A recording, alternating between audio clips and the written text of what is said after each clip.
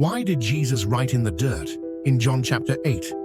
In the dust of the temple courts, beneath the piercing gaze of self-righteous accusers, a divine mystery unfolded, one that transcends time and reveals the heart of God himself. The Pharisees, cloaked in the robes of law and authority, came not seeking justice, but to lay a snare. They dragged before Jesus a woman, trembling, shamed, caught in the act of adultery. Yet their scheme was riddled with hypocrisy, for the law they claimed to defend demanded the presence of both the man and the woman. Where was the man?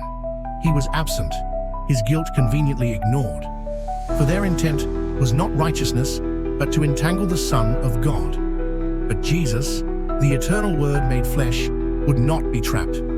He knelt in the dust, unhurried and calm, and with his finger began to write. What did he write? The scriptures do not say. And yet, the act itself spoke louder than words. For this was no ordinary hand. It was the same hand that shaped the mountains and traced the boundaries of the seas.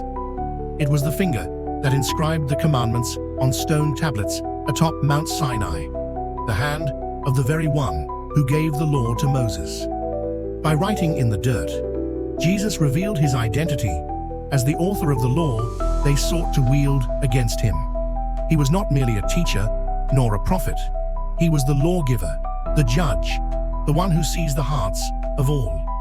The Pharisees stood resolute, their accusations like the sharp edge of a blade, waiting to cut.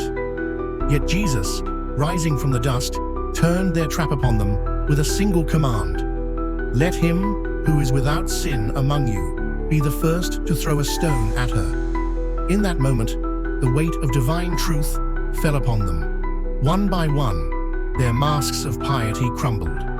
The stones slipped from their hands, and they departed. When the last of her accusers had gone, Jesus turned to the woman, no longer condemned, no longer surrounded by her oppressors.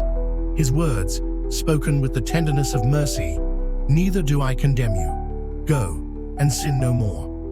He neither excused her sin, nor condemned her for it. Instead, he extended grace, a grace that transforms, a grace that calls us to leave behind our brokenness and step into the light of his truth. In the dust of that temple court, Jesus did more than silence his enemies or rescue a woman from death.